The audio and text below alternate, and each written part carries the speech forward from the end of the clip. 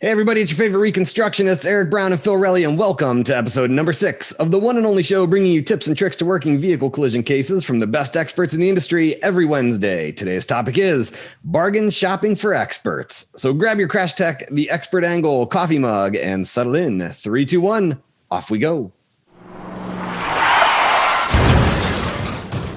Every year, traffic crashes claim the lives of over 1 million people and account for over $500 billion of injuries around the world.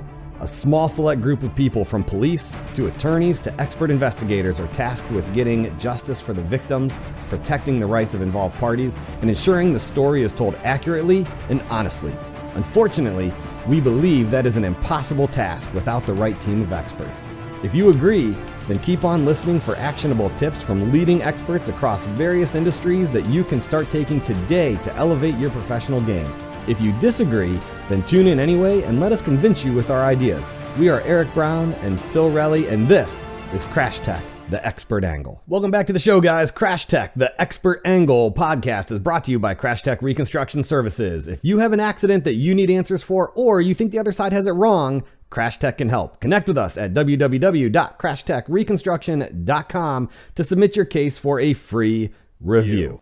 So Phil, here we are, man, episode number 6. And we were just talking about this, I feel like just the other day, actually, because how familiar does this sound? Phone rings, potential client on the other side, and they run down what they have for you. And so you start kind of putting everything together in your mind, and you're like, man, this is a complex case. Probably going to have 20, 30 hours of investigative time, diagrams. They need 3D court exhibits. We're going to have to run down witnesses, do interviews, type up a report, analyze deposition testimony, all this stuff, right? And so you give them the quote and they come back and they go, yeah, I understand that, but can you do it for half the cost? Right? I mean, yeah. It seems like it happens frequently, right?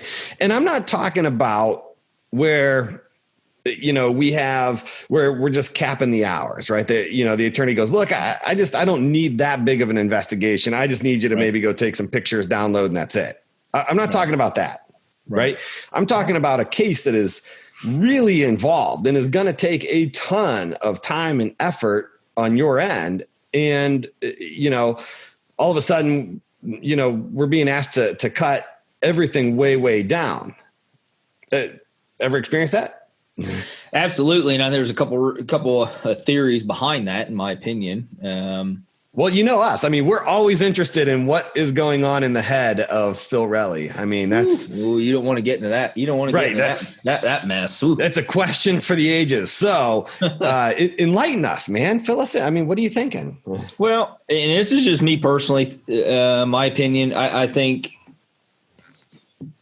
some of the prices for services are way, way, way overinflated.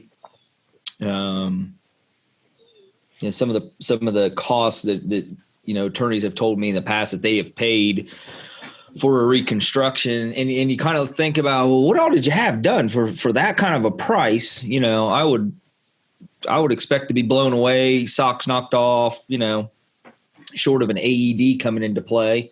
It's about where I'd be at. and it's nothing spectacular. It's just gouging because you can. And because the attorneys are going to pay. But I think the attorneys are becoming smarter.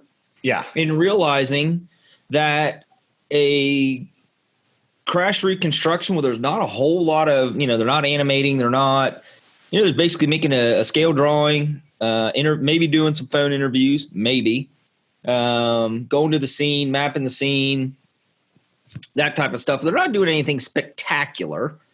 And they're still seeing a bill for $12,000. Come on. Yeah. So they're getting smarter and they're challenging that. I don't have that kind of money.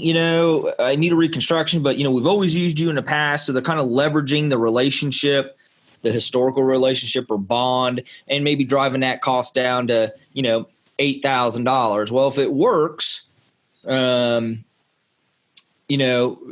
several times, and we talked about this in a previous podcast, if you do something repeatedly and you see successful results, your tendency is going to be to continue that behavior. So the next time they call, whether it's us or whether it's someone else, they're going to try that same approach and see if they can get it. But at the end of the day, I kind of what's driving that is I think you kind of look at this whole pandemic we were in with toilet paper and people buying skids of toilet paper and then selling it on eBay for, 3 times the cost and people dumb enough to pay it. Right. Yeah. So, Well, and so too, I think it also might be a little bit of the attorneys are getting stuck with the bill for the reconstructionists and the engineers that have shiny object syndrome. Right. And we're going to talk about this in a later episode. But these guys all want to get the latest and greatest technology that really, and you and I have discussed it, I think is actually worse than some of the older technology. Yeah. And somebody's got to pay that bill. Somebody's got to pay it. And I can't fault the attorneys at all because they're literally doing what is in the best interest of their client, which is trying to get the best deal they can, because for every dollar and cent that they can save, that's a dollar and cent that goes to their client. So I completely get it. A percentage of that dollar and cent. Well, yeah, yeah. So there is something to gain by doing that. You're right. But for the most part, like I get it. So I completely understand trying to negotiate the best deal. But and there's nothing wrong with that. Right. There's nothing wrong with that. I get that. I respect it. I have no problem with it. But where I start to have an issue is, and this is the question that you and I have talked about, and this is what I want you all to think about. Okay. If you're driving to the office today or you're driving home from the office, this is the true question to ponder. If you're paying an expert $2,000, $3,000, $4,000, are you expecting $2,000, $3,000, or $4,000 worth of work? Or are you asking to pay $2,000 but expecting $12,000 worth of work? I can answer that for you right now. Right.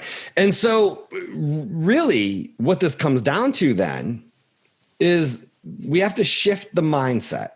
Okay. And there's a reason for this. And bear with me. Don't just be like, oh, these guys are whack. They are out of it today and turn this off. Don't turn this off yet. I promise there is a goal here that we're kind of working towards. There's a method to my madness, if you will.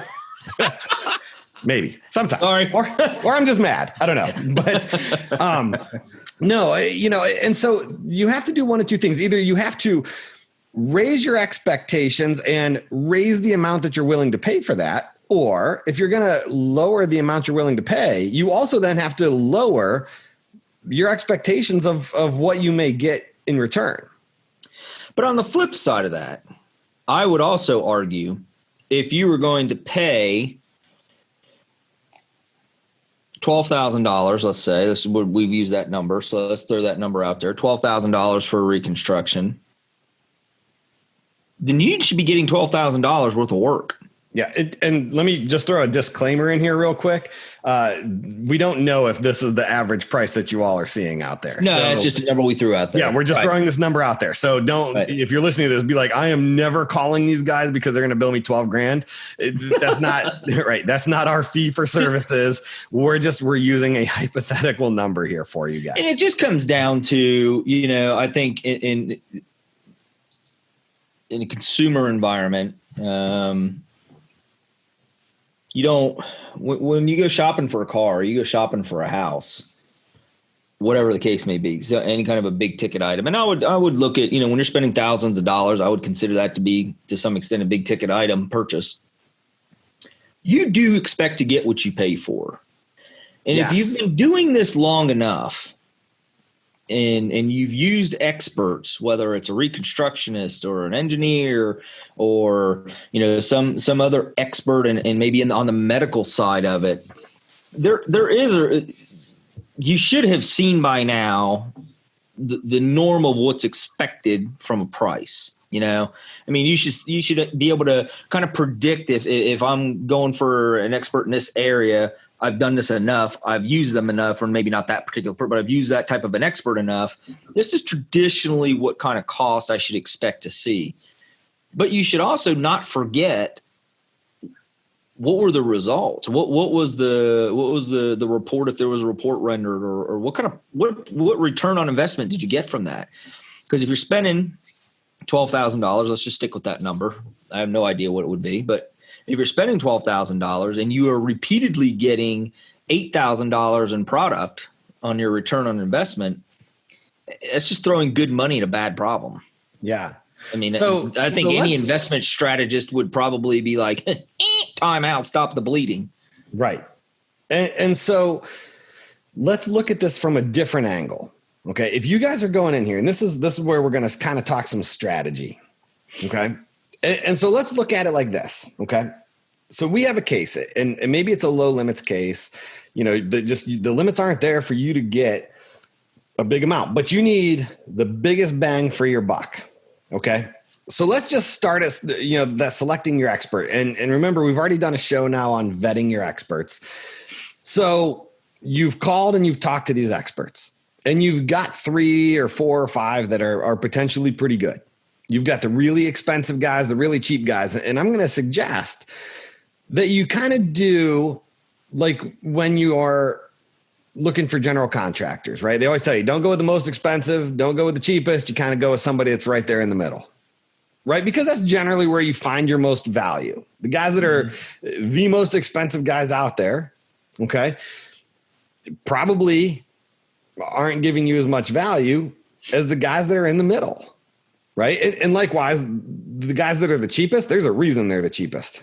Like, I mean, I'm sorry to say it so bluntly, so one, start wisely in the selection process. But then once you start selecting, or you talk to these firms, right, your expert firms, start digging into what services they're going to give you.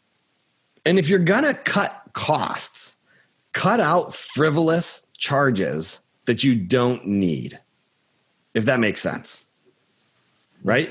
Like, first of all, look for guys that are going to charge you an a la carte. Okay. There's guys that are charging wear and tear on equipment, or girls. There's companies, I should say. There's companies that are charging you for wear and tear on their equipment. They're charging you to drive to the scene, then to inspect the scene, then to photograph the scene, then to develop digital photographs. I've seen that on one bill. They had a photo development fee, and I'm like, these are digital photographs. Like, right. There's no cost to develop these. I don't know what you're talking about. But if you can get away with it, they do it. But go ahead. Yeah. And that's exactly it. Because if they can get away with it, they do it. Right. So start looking at some of these a la carte fees. Are they scanning the scene? Okay. Well, is there evidence out there that you need to collect, or is it just, did the crash happen 3 years ago? It's been repaved and the intersection's changed. If so, why are you having it scanned? Why are you paying for that? All you need to do is go take some photographs and said you were out there. And guess what? The scene now looks nothing like it did 2 years ago. Yeah.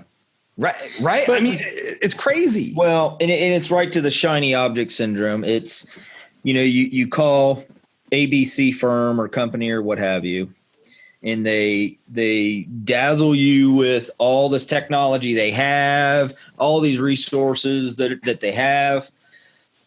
But at the end of the day, are they employing all those resources? Because if they are, then that big ticket invoice that comes to your desk, a few months down the road might be justified to some extent.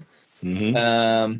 But if they have all of these technology and all these devices and all of this and all of that, and they're using 10% of it, you're paying for I don't want to say services, but you're paying for things that you're not even getting the benefit of the use from. Right. Because they're not using it. Yeah. Is that your responsibility? Is that your responsibility to, as the attorney, to pay this, this ridiculously overinflated invoice, when at the end of the day, they went to the scene and took pictures. The scene's 2 years old, so they used the measurements from the police department, the crash report, and were able to render a two-dimensional scale diagram. Scale diagram from those measurements, provided those measurements are right, but you don't have anything else to work from. Then that invoice should be reflected accordingly. Right. I mean, I could understand if you went out, or if we $12,000 invoice, stick that number. And I went out and I scanned it and I did this and I did that. And I mean, I literally threw everything I had in the toolbox at this case. You might be able to substantiate and justify that type of an invoice. But if all I did was take the police department's report and measurements and do my scale diagram and render, maybe it was a speed, a scope with speed, and be able to calculate things out and come up with a speed, is that a $12,000 case? Absolutely not. There's going to be guys out there or companies out there, that are going to say, well, absolutely, that is, in my opinion. So be it. That's your opinion. You're entitled to that. But come on. I mean, you're all attorneys. You're not stupid. Yep. It's you just because, the theory or the or not theory, but the phrase of you get what you pay for, that doesn't always apply. Right. You get half of what you paid for. and on the off chance that you do get what you pay for, do you need what you're paying for? Exactly. And that's it, is because, if all they're going to do is use the police measurements, and the reason we keep bringing this up is because we've seen this multiple times, right? Where we've seen a charge for the scanner, and is there a place for laser scanners? Yeah, there is. I still, and Phil and I are going to talk about this, I'm sure, in a future show. I'm not a huge fan of the laser scanners yet. I think they just, this isn't really their place for measuring big crash scenes, and they're great for scanning vehicles. So I guess I would say, and believe it or not, this actually kind of goes back to something we've already covered in a previous episode. This goes back to make sure that you have clearly defined the scope of the investigation that you need. Yeah. And I think that's where it has to start. Figure out what it is you're needing. And, you've been doing this, the attorneys have been doing this long enough. By now you should know what it is you're looking for. Now, if you have no scope and you're just want to take this chunk of papers and hand it to somebody and say, have at it, it kind of is what it is at that point, because they don't have a clear, defined expectation of where they should be taken off or what they should be looking at or what questions the attorney wants answered. So that kind of is what it is. I mean, if you're going to give somebody a blank check and have them write it, they're going to write it for the biggest amount they can. Yeah. And you know what, though? I mean, and even at that, though, sometimes there's just nothing you can do about those kinds of cases. We've had those. Exactly. Where somebody calls and they're like, dude, look, I mean, the case that comes to mind was the crash that you had down there in Southern Ohio.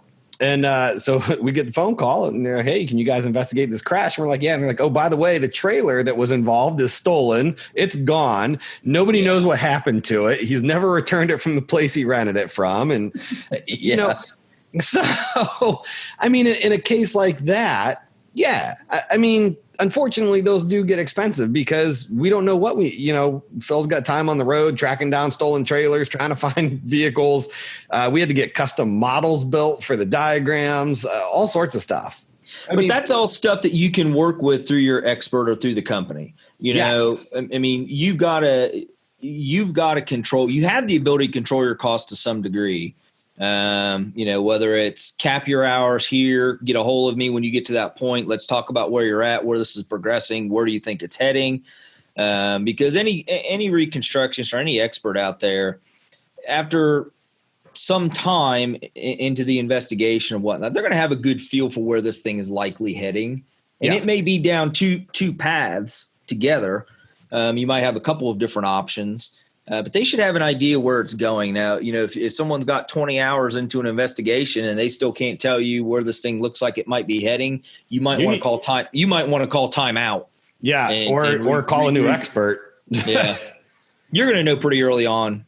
Yeah. And that's just it. And so let's talk strategy here. So rather than getting on the phone call and just trying to negotiate bottom of the barrel prices, because again, all that's going to do is get you bottom of the barrel work for the most part. Yeah, because they're gonna cut things out that they normally might do. Yeah, they're just not going to do it. Instead of adding this additional enhanced feature, we're just not going to do that. Yeah, and if you're coming in at $2,000 and they've got another client paying 12, who do you think gets priority? Yeah. Right.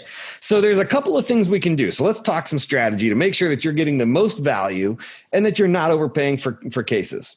And here's the first thing. One, form a good relationship with your expert company. Okay. Now remember, because you're going to need some different experts. So you're going to need a reconstructionist. You're going to need an engineer because we've discussed it. They're not the same thing.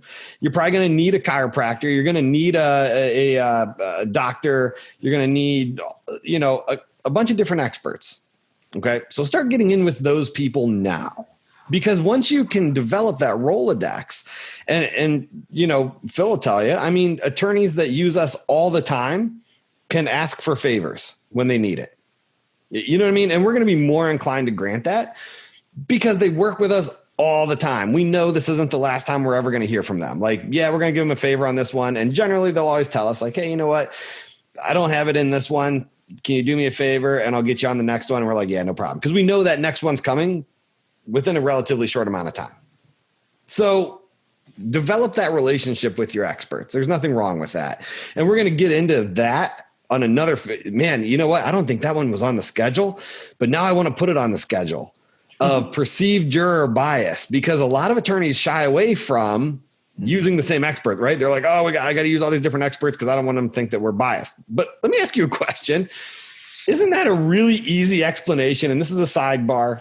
I promise I'll get right back to task. But isn't this a really explanation of like, well, I use them because they're the best quality. So if I were to spread my cases around, one client's going to get really good quality and everybody else is going to get crap. So like, it just is what it is, right? I mean, as a juror, that would be, 100% reasonable to expect that you're going to use the best quality expert, not just every expert. So anyway, you don't see Kroger's complaining because everybody's going to Walmart or vice versa. Right. Yeah. I mean, when you find a car dealership that you like, don't you keep buying cars there?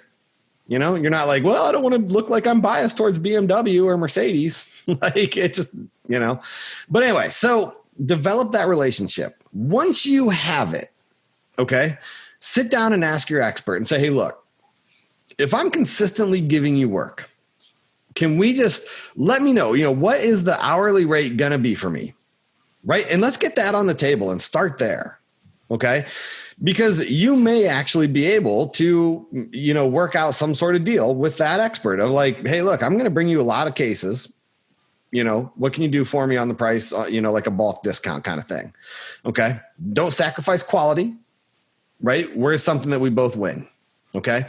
Once you do that, all right, the next step is when you contact them, define your scope, know what you need, or at least have an idea of what you need.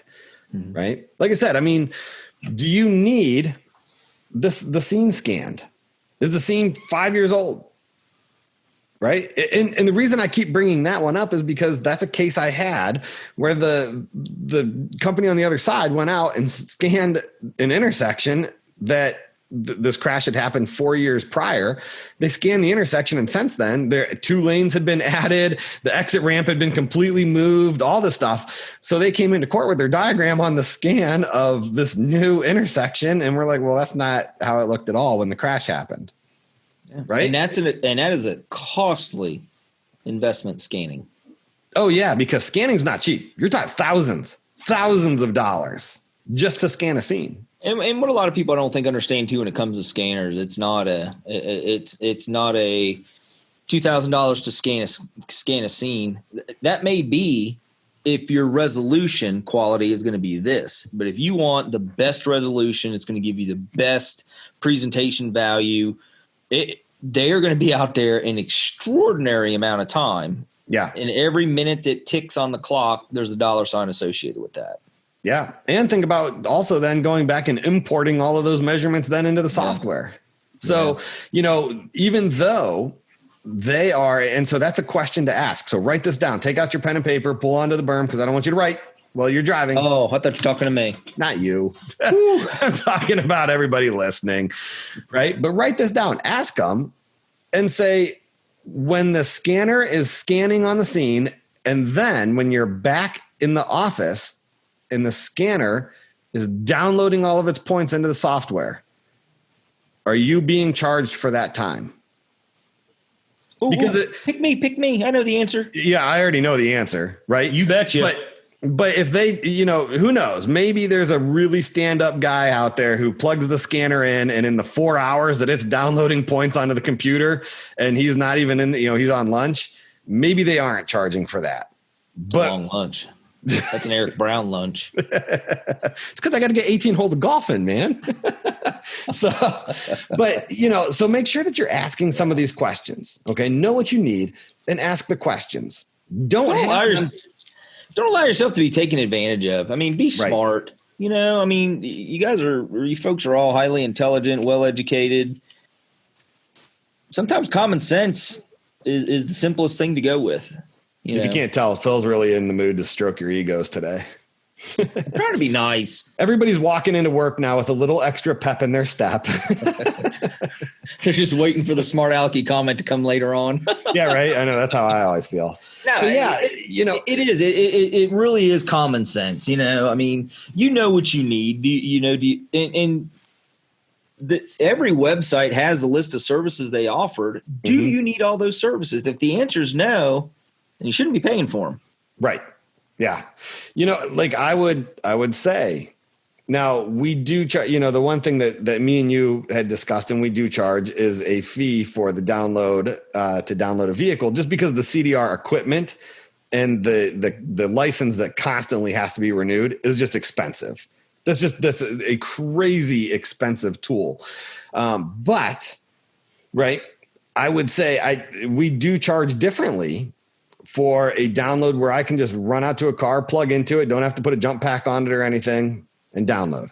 Well, let me ask you this, because this always kind of surprised me, especially the first time I heard it. And the more I thought about it, the more ridiculous it seems. But let's do a little role playing here, Eric. You're the attorney. All right. You're the attorney, and you hire me to go. Y'all should be really glad you're not watching this episode on video. You're the attorney, and you hire me to do this. Take this case. We discuss it. I take the case, and I go out, do my scene visit, do my vehicle inspections, do my interviews, read the depositions. I type out my report. Now, you kind of paid for all that, right? Yes. You paid for me to go out. Yeah, I mean, it was hourly, but you paid for me to go out, map the scene. You paid for me to do the inspections. You paid for me to make my drawing, do all my office work, and so on and so forth, get my pictures, do the interviews, read the deposition transcripts, all the stuff you paid for me to do, right? Yep. Then I send you my invoice. Yeah. And then you have your paralegal call me, or your secretary for the firm call me and say, hey, I need those photographs. Oh, okay, let me get those to you. It's $5 a photograph. Right. And we've seen you pay for that already. Yeah. Isn't that kind of what the contract for services is? I'm going to charge. And by the way, I took 500 photographs. How many do you want? Right. Well, and that's it too, is because, they're like, well, here let's just, again, throw out a number. It's $4,000 to do a reconstruction, but then it's this much for photographs, this much for measurements, this much for that. Well, if they're charging you for the reconstruction, how are they reconstructing a crash without photographs, measurements, or anything else? Right? I mean, so you guys got to question some of these really odd, because we see these bills that you guys are getting from the other side, and it makes me really scratch my head. And I'm like, oh my God. I mean, I feel bad that. Yeah, I mean, you just open Pandora's box. You know what I mean? Mm-hmm. Yeah, and so I mean, I feel bad for the other, reconstruction companies and the other engineering companies, because now all the attorneys are going to start asking questions. But that's good. Rather than just bargain shopping for the expert, ask these questions so that and you can still get a high level of service. You're just not getting all the fluff that maybe you don't need. Or the fluff that's baked into the price that you never got. That's true. Yep.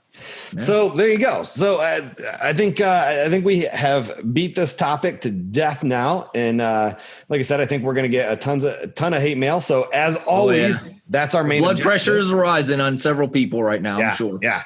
So, but final thoughts, Phil, what do you got? Final thoughts. I think it's just, we live in a day and age and an era where, money doesn't come easily. There's no tree growing out back that you can pick $1 off of. Spend it wisely. If you're going to spend that kind of money, spend it wisely. Get the bang for your buck. You don't not only owe it to your client, you owe it to yourself. because you're just eroding your own profitability. Yep, exactly. But I will tell you this, the expert hopping, going from one expert to the next, to the next, to the next, to the next, to the next, you're going to pay more than the guy who actually develops relationships with his experts. Well, there's this myth, I think, out there, and I'll end my commentary on that. But there's a myth out there. Well, man, this company, ABC company, charges $12,000 for reconstruction. I can only imagine what their product is. Mm-hmm. Yeah, I've read them. Right? I can tell you what they are. Yeah. The same thing as everything. Yeah. Anyway, so for a different day. Well, everyone, that's going to wrap it up for the day. As always, jump over to Facebook and make sure you follow and join Crash Tech, the Expert Angle group. Also, if you want to leave us feedback, have an idea for a show, or would like to be on a future show, head over to crashtechangle.podbean.com and click the link on the right that says contact the show. The form will come up. Put anything that you want right in there. If you want more information on expert consulting services or training, visit us online at www.crashtechreconstruction.com. And finally, if you're a PI attorney, make sure you request to join the Crash Site Facebook group. Or if you're a defense attorney, make sure you request to join the Crash Site Defense Facebook group. Neither site contains any ads or spam. It's just a private community that brings experts from all different areas together with attorneys to collaborate or ask questions. So again, guys, thanks for tuning in. And remember, always leave your accident victims better off than you found them, because at the end of the day, everything we're doing is for them.